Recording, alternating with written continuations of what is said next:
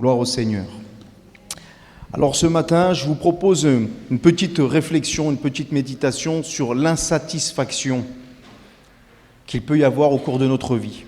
Au cours de notre marche chrétienne, parfois on peut être insatisfait. Une insatisfaction qui perdure, qui dure. Et quand on est insatisfait trop longtemps, en permanence, c'est pas bon signe. C'est un signe d'une mauvaise santé spirituelle, signe de quelque chose qui ne va pas dans notre marche. L'insatisfaction, c'est une frustration qui est liée à quelque chose, à un désir, à un souhait qui ne s'est pas accompli, du moins pas comme on le voulait. Alors, bien sûr, ici, dans l'étude que nous partagerons ensemble, la réflexion que nous ferons ensemble, il n'est pas question d'une insatisfaction passagère, comme par exemple un ouvrier qui fabrique quelque chose qui est insatisfait, qui le recommence, ou un étudiant qui raterait un examen et qui n'est pas satisfait de sa performance et qui le refait, ou encore une insatisfaction qui est liée à des événements. C'est sûr que, par exemple, si on a des enfants qui ne se comportent pas bien, on n'est pas satisfait de leur comportement. Vous voyez, ce n'est pas des choses comme ça. Ou encore, ce n'est pas la satisfaction permanente qui peut être aussi liée à une dépression. Vous savez, la dépression, c'est une maladie dont le chrétien peut être atteint. Peut-être nous en parlerons prochainement, je ne sais pas, parce que c'est un mal qu'il y a dans notre siècle, et qui nous pousse donc à être dégoûtés de la vie. Voilà, c'est encore un autre sujet, c'est encore une réflexion. Mais ce matin, je vais vous parler de cette insatisfaction, cette frustration dans notre vie chrétienne. Elle peut perdurer des fois des mois, des fois des années. Certains l'ont vécu, d'autres y sont en plein dedans et d'autres peut-être vont y rentrer ou sont en phase d'y rentrer. Nous voulons être tous attentifs à cela et ces choses nous arrivent ou nous arriveront à tous. Des moments de sécheresse, des moments de dégoût, des moments où on est frustré parce que ce qu'on attendait de notre vie chrétienne, ce qu'on attendait de Dieu ou ce qu'on attendait des frères et sœurs, c'est pas ce qui est arrivé. Ce que l'on espérait n'est pas arrivé. Ce qu'on s'était fait comme idée de la vie chrétienne, de la vie avec Dieu, eh bien, c'est quelque chose de différent qui s'est produit. On avait imaginé un plan, on s'était fait une vie, on s'était créé dans notre tête un plan parfait, bien tracé, et puis c'est tout le contraire qui est arrivé. Et puis ces choses, elles peuvent nous frustrer, elles peuvent nous attrister. Il y a des choses qui ne fonctionnent pas, qui ne vont pas dans notre sens, qui ne vont pas dans le sens qu'on aurait voulu leur donner, et c'est au quotidien. On ne trouve plus sa place dans l'Église, on ne trouve plus sa place parmi les frères et sœurs, on ne trouve plus sa place tout simplement dans notre vie chrétienne, et on peut même venir jusqu'à douter et se dire finalement, est-ce que je suis sauvé, est-ce que je suis chrétien, pourquoi ceci, pourquoi cela, est-ce que tout ça vaut le coup? Parce qu'il y a des signes de l'insatisfaction, il y a des signes qui se montrent dans la vie. Alors j'en ai quelques-uns, mais il y en a plein d'autres. Justement, c'est cette sécheresse, cette frustration qui perdure, être négatif, être toujours mécontent de ce qui peut se faire dans l'Église, dans la vie, dans la marche des uns et des autres. Ne pas être satisfait, pas être rassasié, pas être heureux, être dégoûté même du plan de Dieu. Dieu nous a tracé un plan, mais Seigneur, moi je ne le voulais pas ce plan. Je t'avais demandé autre chose. Et alors on n'est pas satisfait de cela. Alors on se met à l'écart des autres aussi. Et vous savez, la Bible dit, celui qui se met à l'écart cherche ce qui lui plaît. Et oui, on se met à l'écart. On peut dénigrer, on peut accuser les autres. Les accuser justement de ce qui nous arrive, c'est de leur faute. Ou de ce qui ne nous arrive pas, c'est à cause d'eux. Et commencer à estimer aussi qu'on a eu moins de chance. Mais c'est normal qu'eux, ils y arrivent. C'est normal qu'eux, ils sont satisfaits. Parce qu'ils ont eu ceci et moi, je ne l'ai pas eu. Parce qu'ils n'ont pas eu cela et moi, je l'ai eu. On peut se dire qu'on souffre plus que les autres, qu'on a des épreuves plus dures que les autres, qu'il n'y a que nous qui vivons par ces choses. Vous voyez ? On peut être irritable. On peut parfois changer régulièrement d'assemblée parce que finalement, celle-ci, ça ne va pas, l'autre, ça ne va pas, l'autre, ça ne va pas, l'autre, ça ne va pas, l'autre, ça ne va pas, sauf qu'au bout d'un moment, il n'y en a aucune qui va.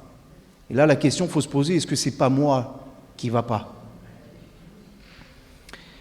Cette insatisfaction, si elle perdure, si elle dure, elle peut avoir de lourdes conséquences. Je vous le dis, ça peut mener des fois à une dépression, mais ça peut mener parfois plus loin. Vous savez que vous allez dire, il dresse un tableau noir, Mais lorsqu'on perdure des années et des années dans une insatisfaction spirituelle permanente, une sécheresse, ça peut nous conduire à avoir même des idées noires et nous conduire jusqu'à l'irréparable. Et je peux vous dire et vous témoigner ici que j'ai connu des chrétiens qui ont été jusqu'à l'irréparable. Et les choses se sont installées progressivement.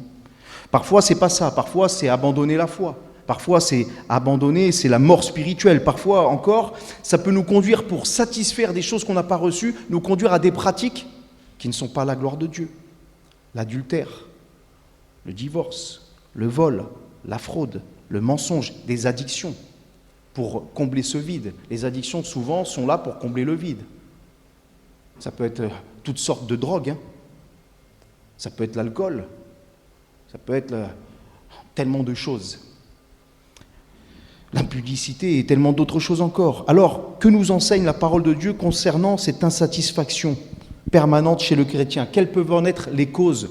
Ici, j'en ai relevé que quelques-unes. Qu'est-ce que cela peut nous apprendre et qu'est-ce que la parole de Dieu nous donne comme remède? Parce que c'est bien de faire un diagnostic, mais il nous faut quand même le remède. Je peux vous dire ici ce matin tout ce qui ne va pas, et puis je vous laisse comme ça.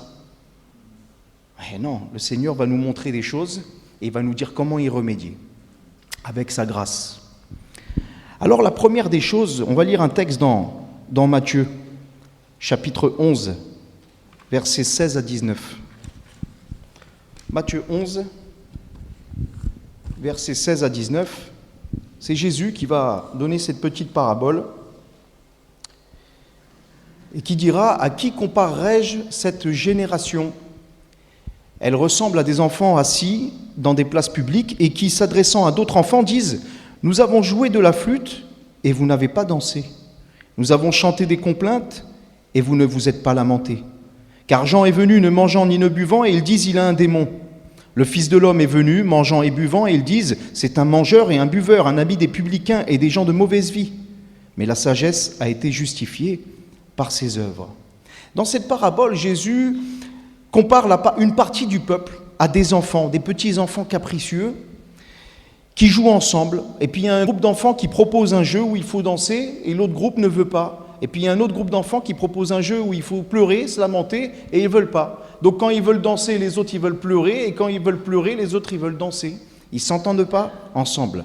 Et il parle de cela parce que Jean est venu solitaire, avec une vie ascétique. Il se nourrissait de certains mets, il était différent des autres, il vivait dans les déserts, il prêchait la repentance, le salut par la foi, dans le Messie à venir, qui viendrait, Jésus, et il était à part des autres, il n'a pas fait de miracle, et ils vont dire de lui, il a un démon. Et puis Jésus, à l'inverse, lui, il est venu vers le peuple. Il est venu vers le peuple, ceux qu'on nommait intouchables. Il allait prêcher dans les synagogues, mais il allait prêcher aussi chez les publicains. Il allait prêcher chez les religieux. Il allait prêcher la parole. Et puis, il mangeait, il buvait. Il faisait des miracles. Et ils l'ont même accusé de faire des miracles par la puissance de Satan. Donc, ni l'un ni l'autre, ni le message de Jésus, ni le message de Jean, ni le comportement de Jean, ni le comportement de Jésus ne leur convenait. Parce qu'en réalité, ce qui ne leur convenait pas, c'était la parole. C'est ça qui ne leur convenait pas. Les choses ne se déroulaient pas selon leur jeu à eux. Ils voulaient jouer un jeu qui était le leur et celui-ci ne leur convenait pas. Et on peut comparer ces enfants capricieux, têtus et insatisfaits, quel que soit le jeu qui est proposé, à nous-mêmes parfois, dans notre comportement. Parce qu'une des premières choses de notre insatisfaction peuvent être une preuve tout simplement, peuvent avoir source dans notre immaturité spirituelle. On peut parfois manquer de maturité spirituelle. On peut avoir parfois 15 ans de conversion, 30 ans de conversion et manquer de maturité spirituelle. On peut avoir 2 ans et avoir de la maturité. On peut parfois être mature et parfois être immature. Ça nous arrive à tous. Parce que parfois, c'est comme cela. Alors, des fois, vous savez, on peut manquer de maturité et être jamais satisfait de quoi qu'il se fasse, de toute façon, ça ne va pas.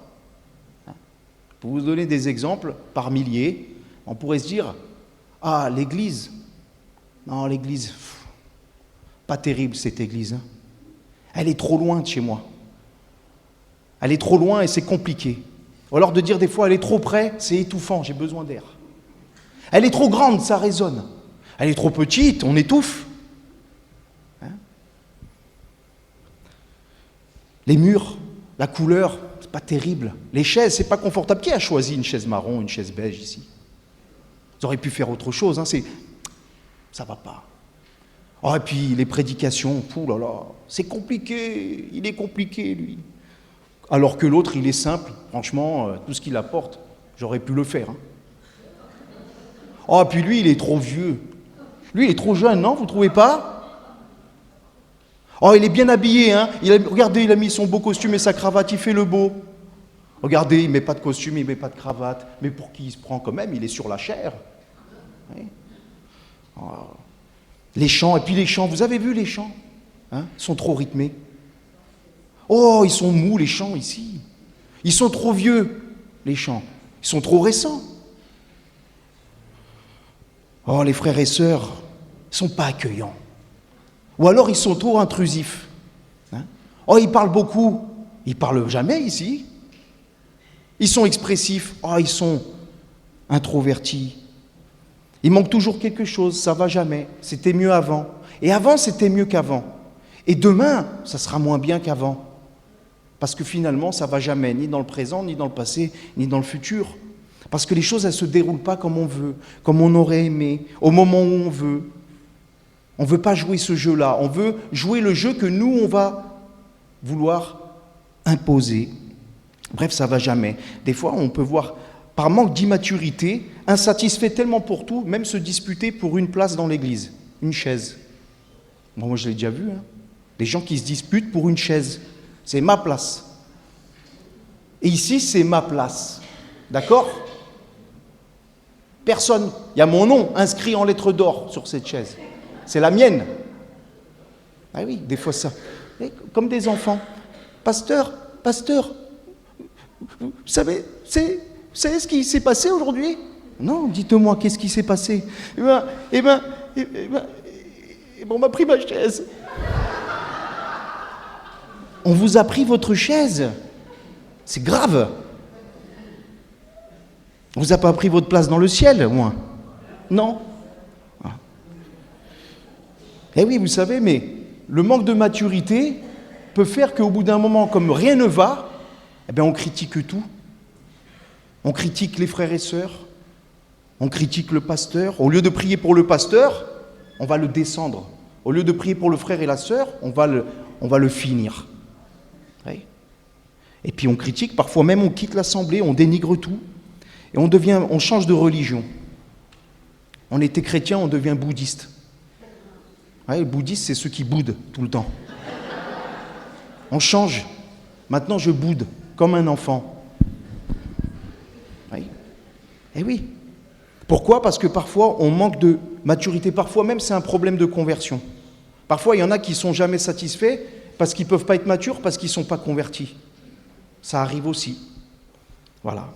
On s'attache à des détails, on s'attache à des bêtises, on s'attache à des traditions d'hommes, à des perceptions humaines, à des futilités plutôt qu'à Christ, qu'à la parole de Dieu, ce qui est essentiel. Rassurez-vous, ce n'est pas nouveau.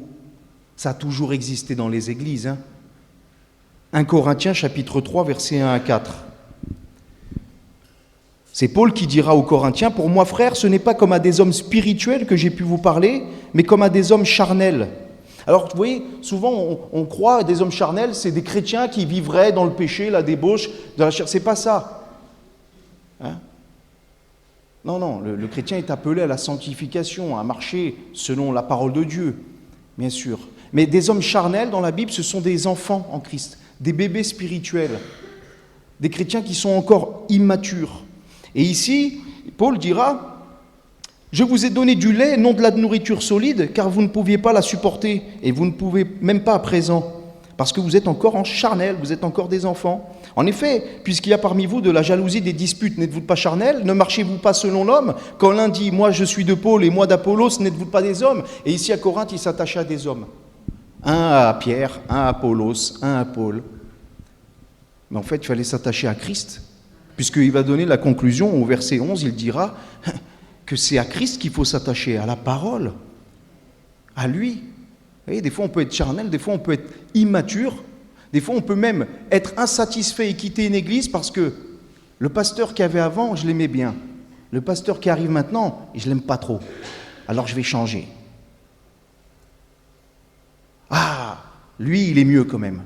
Et l'autre ceci, l'autre cela. Mais dis-moi, c'est le pasteur qui a donné sa vie pour toi à la croix? Ah non. Le pasteur, il est pécheur aussi, sauvé par grâce. Pareil, de la même nature. On s'attache à la parole. Des fois, il y a des divisions comme cela. Des jalousies, des disputes. Donc de l'insatisfaction, parce que quand on se dispute et qu'on se divise dans l'église, vous n'allez pas me dire que vous êtes satisfait. Ah, je suis content ce dimanche, on va bien s'embrouiller là, hein, on va se régaler. Mais non, ça ne va pas. Et ça peut venir de notre immaturité, mes frères et sœurs. Eh oui. La solution, elle est dans la parole de Dieu. 1 Pierre chapitre 2, versets 1 à 3.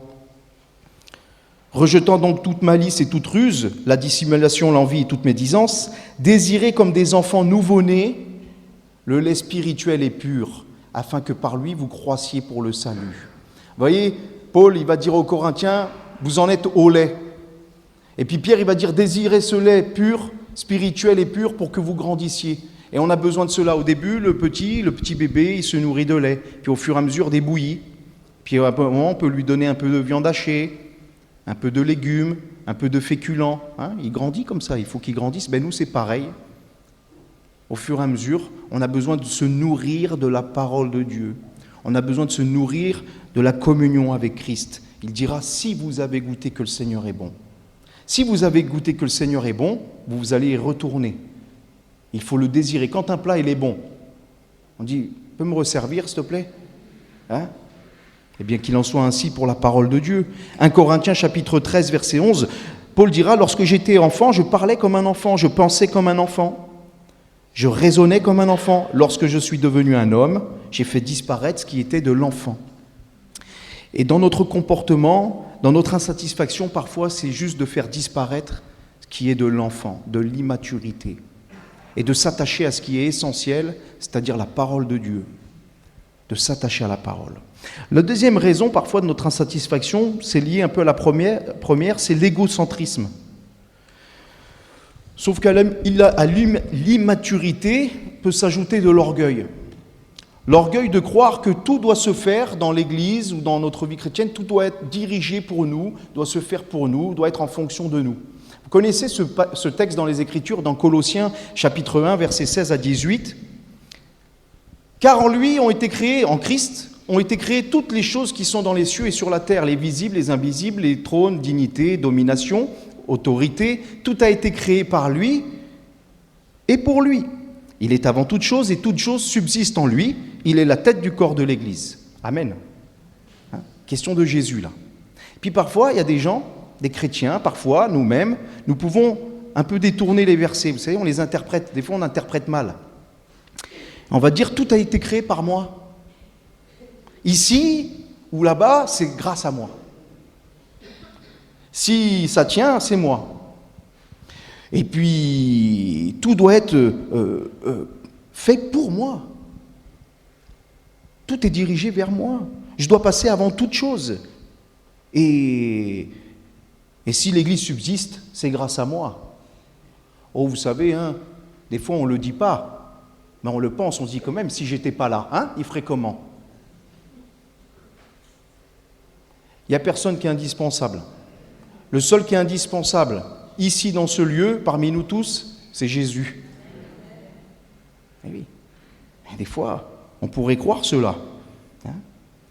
On n'est plus serviteur de Christ, mais on veut aussi faire de Jésus notre serviteur. Seigneur, tu dois être à mes ordres. Tu dois faire selon mon bon plaisir, mon bon vouloir. Je recherche un intérêt personnel. Parfois, c'est ça. Et forcément, ça va générer de la frustration. Parce que c'est contraire à l'Évangile. Et quand tu marches contrairement à la volonté de Dieu et à l'Évangile, tu vas être frustré. Parce que finalement, tu n'es pas à ta place. Parce que finalement, tu n'es pas dans le plan de Dieu, dans la volonté de Dieu. Et si tu es un chrétien né de nouveau, le fait même de ne pas être dans la volonté de Dieu, tu te sentiras mal. Et Dieu fait ressortir certaines choses. Philippiens chapitre 2, versets 20 à 21. Paul est emprisonné ici à Rome. Il écrit cette lettre aux Philippiens, il va dire « Je n'ai personne ici qui partage mes sentiments pour prendre sincèrement à cœur votre situation, la situation des Philippiens. Tous en effet cherchent leur propre intérêt et non ceux de Jésus-Christ. » Vous voyez, ce n'est pas nouveau. Même les Romains cherchaient leur propre intérêt, une partie, et pas ceux de Jésus-Christ. Ils avaient une vie chrétienne, au final, qui petit à petit était tournée vers eux-mêmes.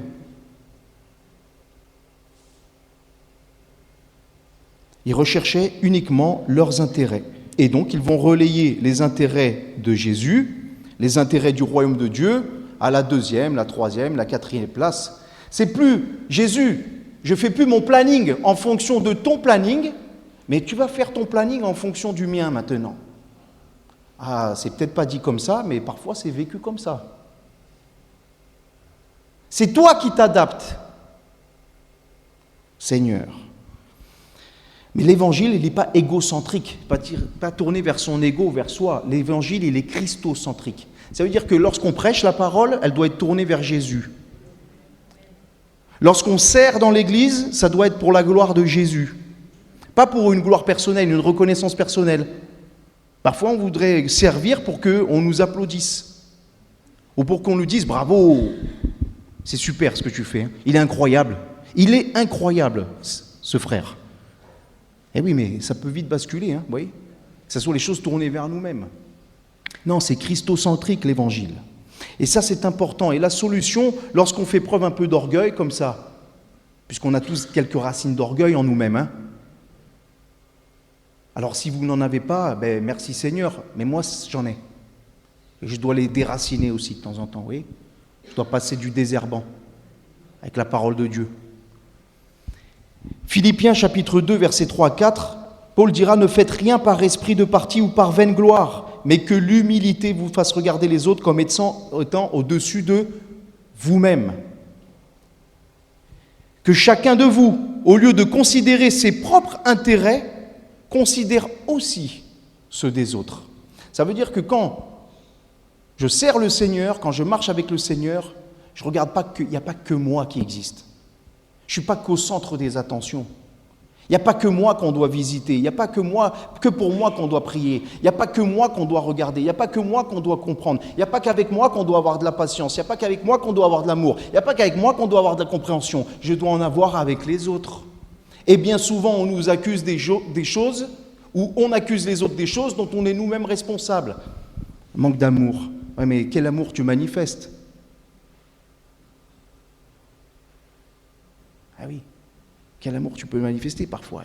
Et c'est ça que nous devons regarder, considérer les intérêts des autres. Actes chapitre 20, verset 35. Paul dira « Je vous ai montré de toute manière que c'est en travaillant qu'il faut soutenir les faibles, se rappeler les paroles du Seigneur qui a dit lui-même « Il y a plus de bonheur à donner qu'à recevoir. » Et vous voyez, lorsqu'on nous sommes insatisfaits parfois de notre vie, de notre marche, de notre relation avec Dieu, avec les autres, ça peut aussi venir de là parfois.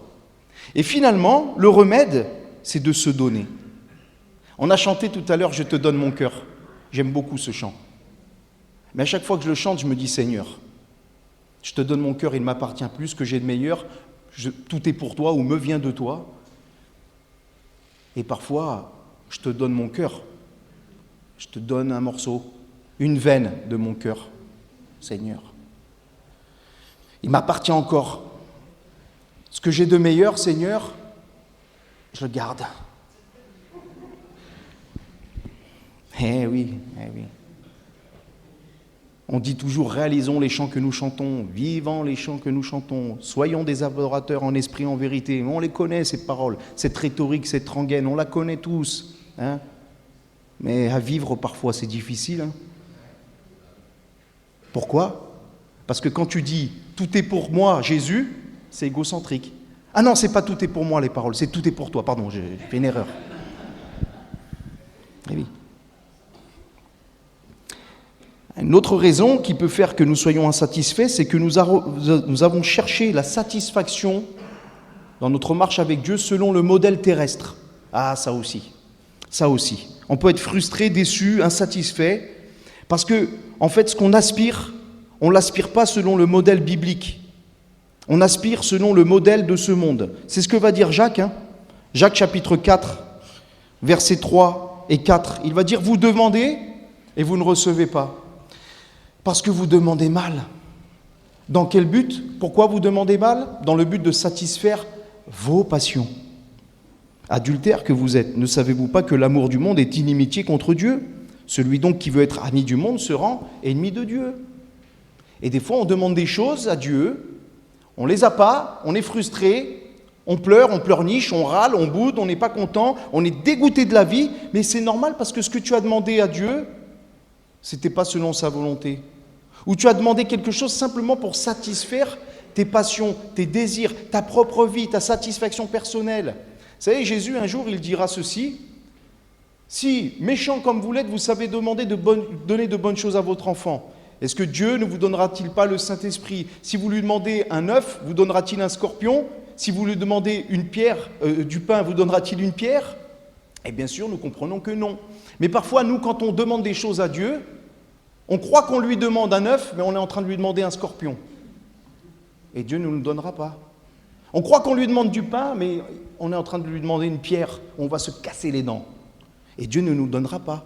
Vous savez, des fois, je me souviens d'une jeune femme qui priait absolument pour se marier avec ce garçon. Je veux me marier avec lui, je veux me marier avec lui, je veux me marier avec lui. Hein? Seigneur, donne-le-moi, donne-le-moi, donne-le-moi. Hein? Il est beau, il est ceci, il est cela. Bon, ok, il n'est pas converti, il y a plein d'autres problèmes, mais il est beau. La beauté, elle se fane.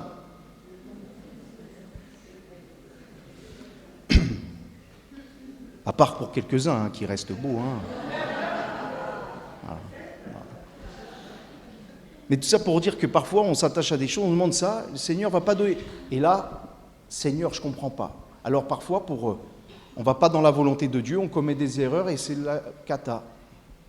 Parfois, eh bien, on obéit à Dieu et on est insatisfait et on ne comprend pas et on se dégoûte. Et parfois, on n'arrive pas à passer outre. Et on l'a déjà vu.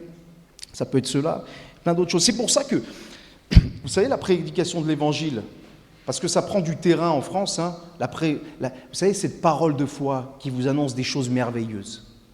Cette parole de foi, cet évangile de prospérité. Vous savez, c'est tous ces dons spirituels, ces prophètes qui peuvent venir aujourd'hui et qui peuvent vous dire « Je vois en toi un grand ministère. Dieu va t'accorder ceci, va t'accorder que des bonnes paroles merveilleuses. » Mais les gens, ils sont heureux parce que c'est ça qu'ils veulent entendre. Qui a envie d'entendre une parole de connaissance, comme on a partagé vendredi soir, où il va t'annoncer une nouvelle qui va te couper en deux. Mais si elle est salutaire pour ton âme, c'est une bonne chose. Car toute chose concourt au bien de ceux qui aiment Dieu. Mais le bien, des fois qu'on appelle, ce n'est pas le bien qu'on attend. Alors cet évangile, tourné vers l'homme, centré vers l'homme, vers la réussite de l'homme dans ce monde, parce que c'est ça. Rentre dans ta destinée. La destinée merveilleuse que tu as sur cette terre. Dieu, il veut que tu ne sois pas la queue, mais que tu sois la tête. Ah, mais tout ça, c'est des paroles dans la Bible. Hein. Faut remettre dans leur contexte. Dieu, il a un projet de paix pour toi et non de malheur. Tu ne peux pas vivre dans le malheur ici. Dieu, il a des bonnes choses pour toi.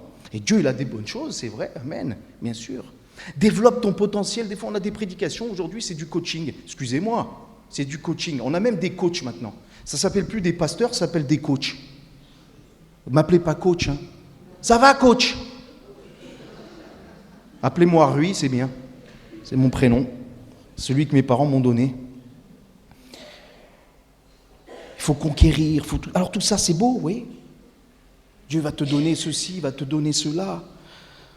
Ah, et ça, c'est des désirs. Hein. Il y en a qui sont légitimes, mais des désirs humains. Et vous savez, Proverbe chapitre 27, verset 20 nous dit « Le séjour et l'abîme sont insatiables. De même, les yeux de l'homme sont insatiables. » C'est-à-dire que la convoitise, les choses qu'on voudrait espérer dans ce monde, les choses qu'on voudrait conquérir dans ce monde terrestre, c'est insatiable. Tu ne seras jamais satisfait. Tu gagnes 2000, tu veux 3000. Tu gagnes 3000, tu veux 5000. Tu veux 5000, tu veux 10 000. Tu as une maison de 100 mètres carrés, tu veux 150 mètres. Tu as 150 mètres, tu veux 200 mètres. Tu as une piscine, elle fait 2 mètres de profondeur, tu veux 3 mètres. Tu veux une piscine olympique. Voilà. Tu es parti en voyage en Europe, maintenant tu veux aller à l'autre bout du monde. On veut toujours plus. Je ne dis pas que c'est mal d'avoir une maison, je ne dis pas que c'est mal d'avoir un bon salaire, je ne dis pas que c'est mal de voyager, je ne dis pas ça. Mais je dis que quand on s'attache aux choses de ce monde, les choses terrestres, des choses qui peuvent être aussi légitimes en soi, mais que toute notre satisfaction est là-dedans, on va à un moment ou à un autre être malheureux parce qu'on va être des éternels insatisfaits. Parce qu'on va toujours voir mieux que nous. D'autant plus aujourd'hui avec les réseaux et Internet et le téléphone, alors les gens, ils ont des vies extraordinaires. Hein. Je ne sais pas si ça vous est arrivé, mais moi des fois je regarde des trucs, les vacances, les machins, je me dis mais ma vie elle est pourrie en fait. Mais ça vous est arrivé déjà. On se compare. Mais non, ma vie, elle n'est pas pourrie. On a lu quoi à la Sainte Seine? En lui, nous avons des promesses glorieuses. Il ne faut pas se comparer. Eh oui. Bien sûr qu'on peut aspirer à se marier, avoir une famille, et tout ça, c'est des bonnes choses. Et merci Seigneur lorsqu'il nous les accorde. Hein? Mais si toute notre satisfaction dépend des choses terrestres, on va être malheureux. On va être malheureux, mes frères et sœurs. On va être insatisfait.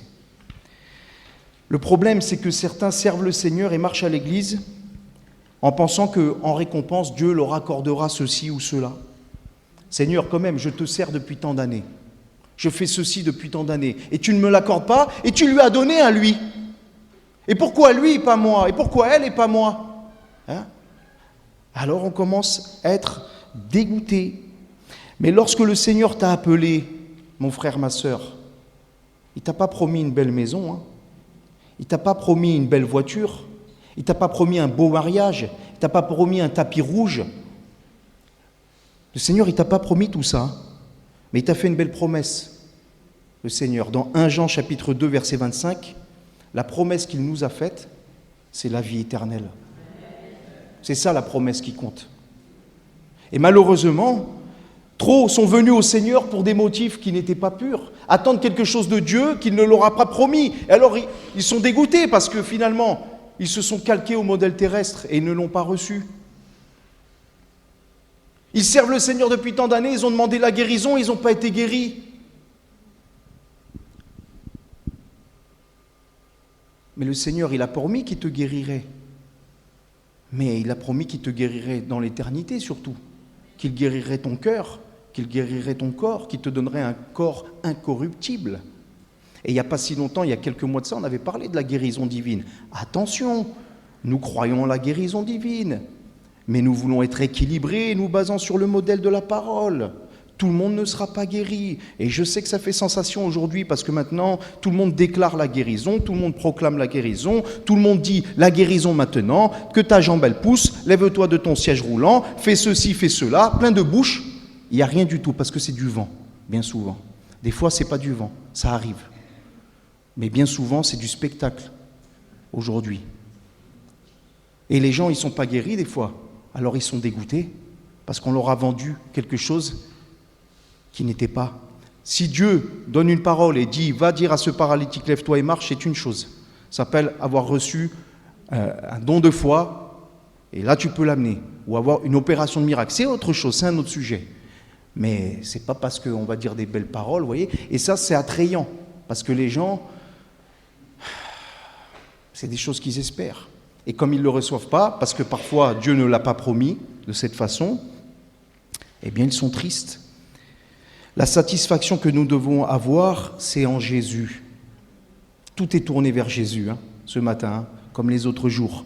1 Timothée, chapitre 6, versets 11 à 12. « Pour toi, homme de Dieu, femme de Dieu, fuis ces choses, recherche la justice, la piété, la foi, la charité, la patience, la douceur, combat le bon combat de la foi, saisis la vie éternelle à laquelle tu as été appelé. » Parce que c'est à ça que tu as été appelé, à la vie éternelle.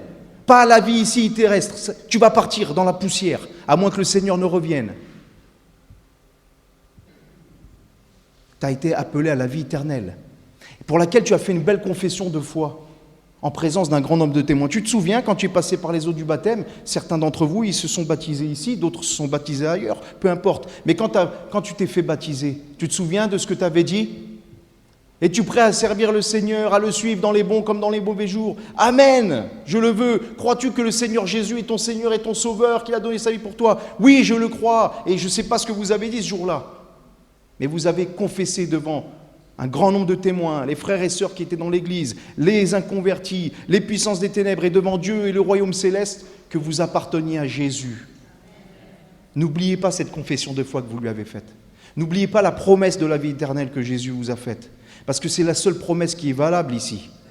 C'est la plus grande des promesses. Et c'est à celle-ci qu'il faut s'attacher. Regardez Jérémie, le prophète Jérémie. Attendez, prophète Jérémie, nous quand on lit Jérémie, on dit quel grand prophète. Il nous impressionne Jérémie. Mais on n'en vit pas trop, le ministère ou la vie de Jérémie.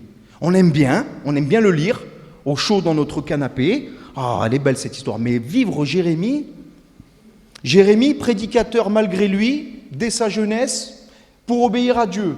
Il dira, pour t'obéir, je n'ai pas refusé d'être pasteur, je n'ai pas refusé d'être prophète. Je n'ai pas refusé d'apporter ta parole. Jérémie qui a prêché la parole de Dieu, les oracles de Dieu, aucune reconnaissance, rejeté par tous. Emprisonné, maltraité, déporté. Jérémie à qui Dieu va quand même dire qu'il lui interdisait d'avoir une femme et des enfants en terre d'Israël. Jérémie donc qui n'a aucune perspective d'avenir. En gros, je nais, tu m'appelles, ok, je te sers, tout le monde va être mon ennemi, je ne peux pas me marier, je ne peux pas avoir d'enfants, je vais finir emprisonné, déporté loin de ma terre. Merci pour la croix, Seigneur. Et ouais, mais Jérémie qui écrira dans Lamentation chapitre 3, versets 19 à 25. Quand je pense à ma détresse, à ma misère, à l'absinthe, au poison, quand mon âme s'en souvient, elle est abattue au-dedans de moi. Parce que bien sûr, personne n'aime souffrir. Personne n'aime charger. Personne n'aime les coups, le rejet. Qui aime ça? À moins d'être dérangé, mais qui a envie? Oui, flagellez-moi, tapez-moi. Personne ne veut ça. Il dit, voici ce que je veux repasser dans mon cœur, ce qui me donnera de l'espérance. Les bontés de l'Éternel ne sont pas épuisées, ses compassions ne sont pas à leur terme. Elles se renouvellent chaque matin. Oh, que ta fidélité est grande. Quoi, Jérémie? Elles se renouvellent chaque matin, les bontés? Ta fidélité est grande, mais t'as vu dans quel état tu es? L'Éternel est mon partage, dit mon âme. C'est pourquoi je veux espérer en lui. L'Éternel a de la bonté pour qui espère en lui, pour l'âme qui le cherche. Et vous voyez, Jérémie, il mettait sa joie et sa satisfaction, non pas dans les circonstances, non pas dans ce qu'il possédait, non pas dans les choses selon le modèle terrestre, dans la terre, mais il mettrait son espérance et sa satisfaction, son plaisir. Son âme prenait plaisir en l'Éternel, dans la parole de Dieu. Et un dernier point. Qu'est-ce qui peut être aussi source de notre insatisfaction? C'est notre ingratitude. Alors on est dans l'abondance et parfois on a tellement tout qu'on n'apprécie plus rien. Il y a un proverbe comme ça dans la Bible, je ne sais plus où c'est qu'il est écrit exactement la référence, mais mange du miel, qu'est-ce qu'il te faut de peur que tu ne le vomisses? Parfois on a tellement tout que... Qu'est-ce qu'on va manger ce soir? On va manger ça, ça, ça. Oh, encore? Oh là là! Ah oui, on a mangé, on vient de sortir de table à 4 heures. On pense déjà à ce qu'on va manger ce soir. On n'a pas envie. La parole de Dieu nous dit dans 2 Timothée chapitre 3, versets 1 à 4, « Sache que dans les derniers jours, il y aura des temps difficiles. Car les hommes seront égoïstes. » Tiens, égocentrisme. « Amis de l'argent, fanfarons, hautains, blasphémateurs, rebelles à leurs parents, ingrats. » Vous savez qu'un chrétien, il peut être ingrat même quand il est maigre.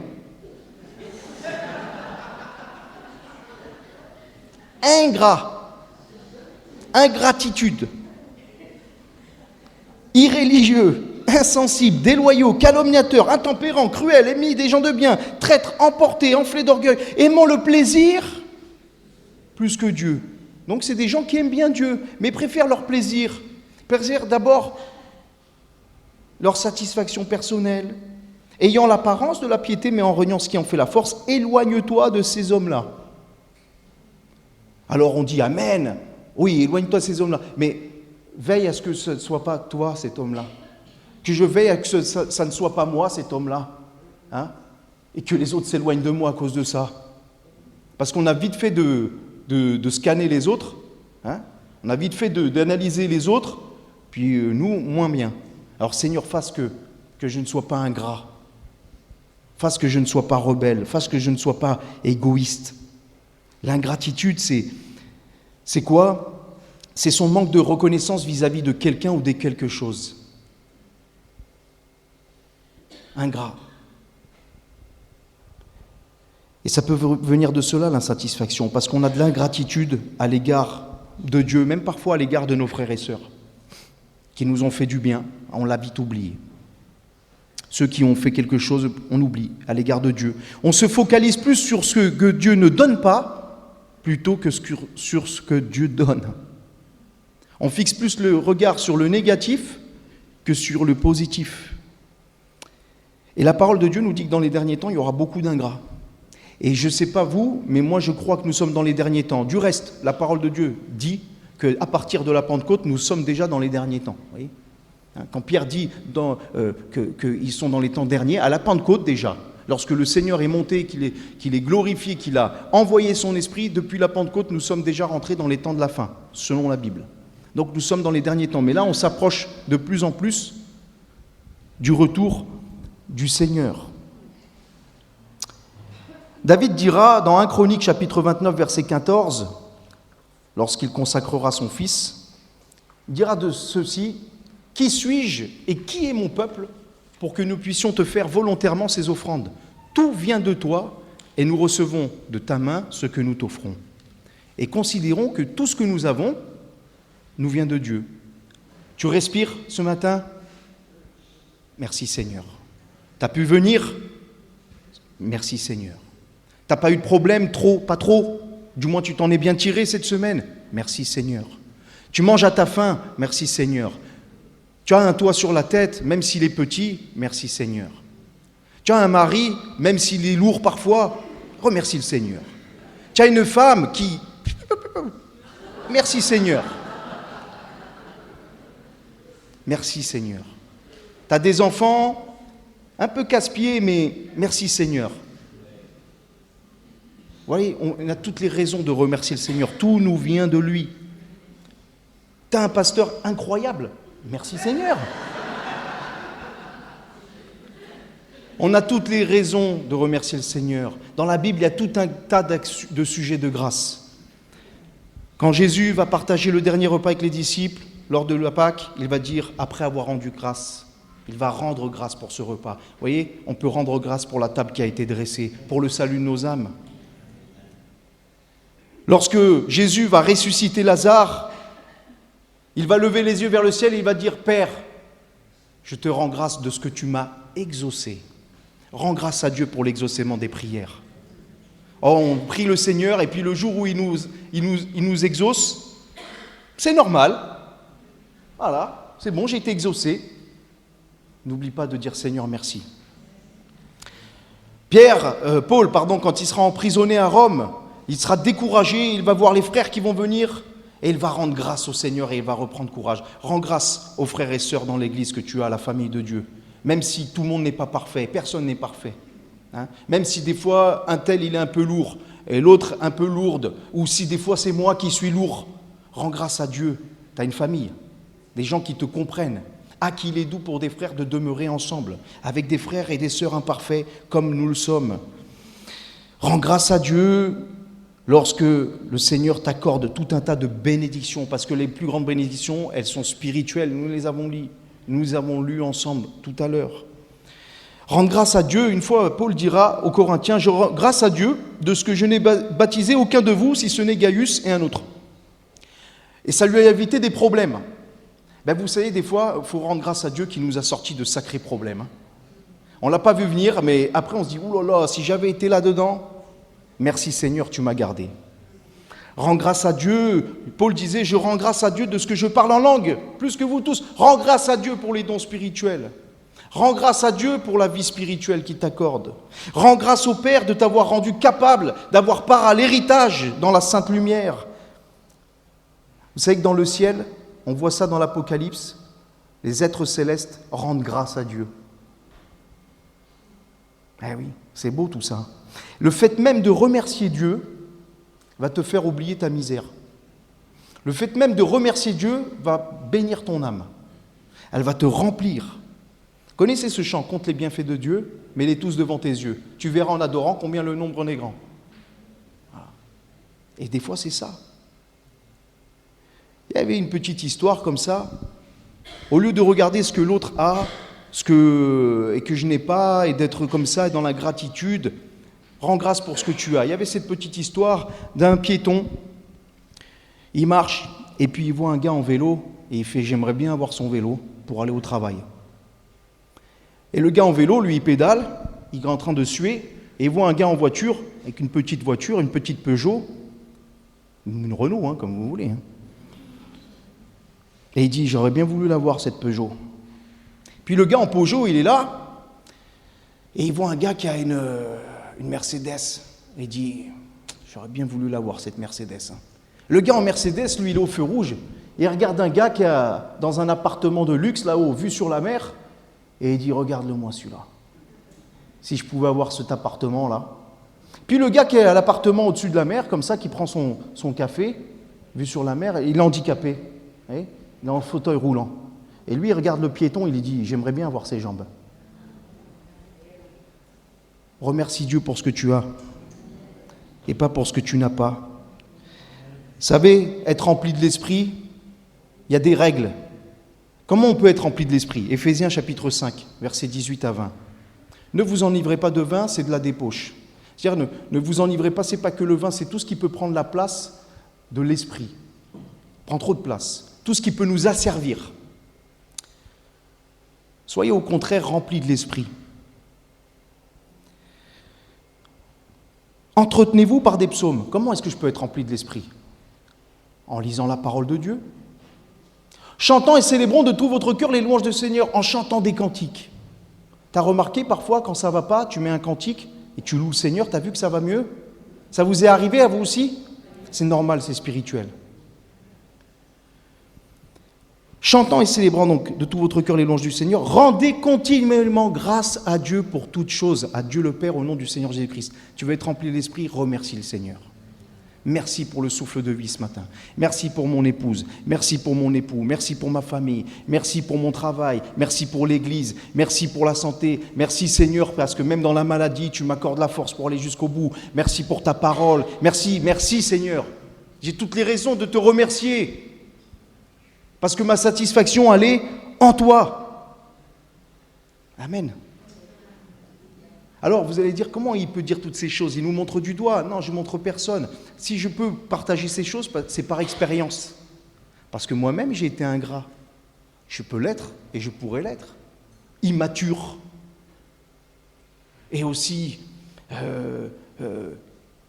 avoir une satisfaction, chercher une satisfaction selon le modèle terrestre, oui, ça m'est arrivé. Ne croyez pas, des fois, ça m'est déjà arrivé de dire... Alors ça, c'est des témoignages en général, on ne le dit pas, c'est pas à notre comment dire, à notre charge, voilà, à notre honneur. Voilà. Seigneur, franchement, te servir, là, prêcher la parole, alors que là, j'avais ça, j'aurais pu faire ceci, cela, et je suis en train de pleurer. Puis c'est ma femme en plus qui écoute mes pleurs. Voilà. Arrête, rends grâce au Seigneur. Ah oui, pardon Seigneur, je suis un insensé. Pardon, je suis stupide, je suis orgueilleux, je suis ingrat, je suis immature quand je suis comme ça. Je m'attache aux choses de poussière, alors qu'on a un héritage céleste. Oui, donc je m'inclus dans la prêche, là. Je m'inclus avec vous. Alors c'est bien ce genre de prédication, parce que je suis sûr et certain que personne viendra me voir tout à l'heure pour me dire « ça va pas ». Tout le monde, alors ça va ? Bah nickel, franchement, c'est impeccable. J'ai passé une semaine, merci Seigneur. Personne ne va rien dire là. Sinon, il va se dire, oula, ils vont me dire, je suis immature, je suis ingrat, je suis charnel, je suis... Ah bon, c'est nickel. Vous voyez, je conclus. L'insatisfaction donc permanente, cette sécheresse-là, c'est un signe de mauvaise santé. Mais au manque de maturité, la parole est celle qui peut nous faire grandir, nous faire avancer et satisfaire nos âmes. À l'égocentrisme, eh bien, la parole nous invite à ne plus vivre une vie pour nous-mêmes, mais à vivre une vie pour les autres, à vivre une vie pour Christ, et c'est une grande source de satisfaction. À la recherche d'une satisfaction entière, il faut le faire selon le modèle biblique, et non selon le modèle terrestre, et à l'ingratitude, faire preuve de reconnaissance pour tout ce que Dieu nous accorde dans sa grâce, alors on va le remercier ensemble. Amen.